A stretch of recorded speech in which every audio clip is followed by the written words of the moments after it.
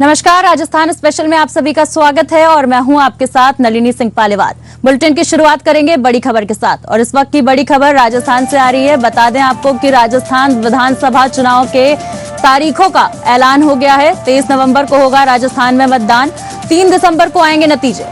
राजस्थान में से इस वक्त की बड़ी खबर, 3 दिसंबर को आएंगे नतीजे और 23 नवंबर को होगा राजस्थान में मतदान। मुख्य चुनाव आयुक्त राजीव कुमार ने की घोषणा। राजस्थान समेत देश के 5 राज्यों में, मध्य प्रदेश, छत्तीसगढ़, तेलंगाना और मिजोरम में भी विधानसभा चुनाव की तारीखों का हुआ ऐलान। चुनाव आयोग के मुताबिक राजस्थान में 23 नवंबर से 3 दिसंबर तक मतदान होगा। मुख्य चुनाव आयुक्त राजीव कुमार ने बताया कि चुनाव के दौरान राजस्थान की अन्य 5 राज्यों से लगती सीमाओं पर 357 चेक पोस्ट बनाए गए हैं। यहां सुरक्षा एजेंसियां सतर्क और मुस्तैदी से तैनात रहेंगी। उन्होंने बताया कि विधानसभा चुनाव के लिए सभी मतदान केंद्रों पर टॉयलेट, लाइट, पेयजल आदि व्यवस्था होगी। इसके लिए चुनावी आयोग ने 6 महीने मेहनत की है। उन्होंने प्रेस कॉन्फ्रेंस के जरिए मतदाताओं से वोट डालने और मतदान केंद्रों तक जाने की अपील भी की। राजस्थान विधानसभा का कार्यकाल अगले साल जुलाई में खत्म होगा। राज्य में विधानसभा की कुल 200 सीटें हैं, जिसमें से कांग्रेस के पास 100 और भाजपा के पास 73 सीटें हैं। बहुमत के लिए जरूरी सीटों की संख्या 100 है। राज्य में इस समय कांग्रेस की सरकार है और अशोक गहलोत मुख्यमंत्री हैं। Mizoram, the date of poll will be 7th November and date of counting would be 3rd, which is common of course for all these states, and elections in all these states would be completed by 5th of December. So date of poll is 7th November. Similarly, in case of Chhattisgarh, the elections would be in 2 phases.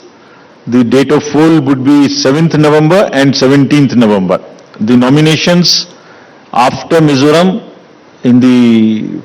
for the first phase of the Chhattisgarh would happen on 20th, the 13th, and the last date would be 20th.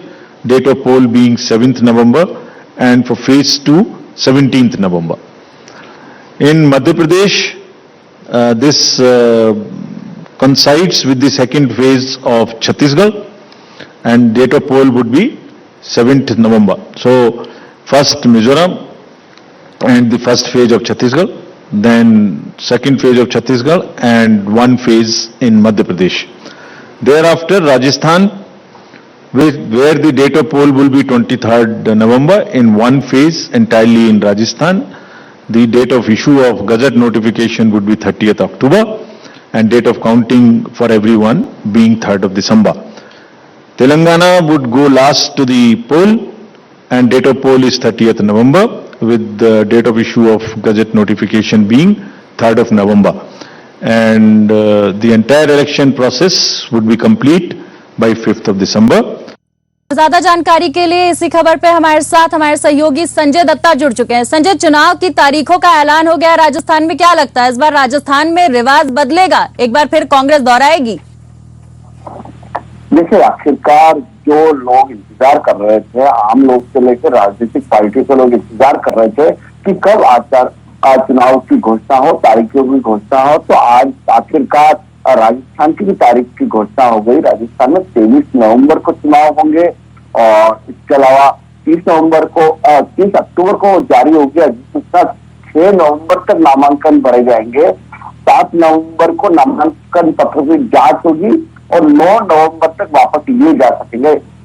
तो कुल मिलाकर कहा जाए तो दोनों पार्टियों ने पूरी तरह से कमर कर सकी थी। इसके अलावा जो अन्य पार्टियां हैं या निर्दलीय है, वो जिन्होंने चुनाव लड़ने का मानस बना रखा, सबको अपने अपनी जीत के प्रति आश्वस्त है। तो कहीं न कहीं कांग्रेस मैदान में उतरेगी अपने विकास कार्यों को लेकर, और भाजपा जिस तरह से भाजपा लगातार हमलावर हो रही है कांग्रेस पे, तो उन्हें उम्मीद है कि सरकार इस बार भाजपा की बनेगी और कांग्रेस को उम्मीद है कि उनके विकास कार्यों को देखते हुए सरकार रिपीट होगी।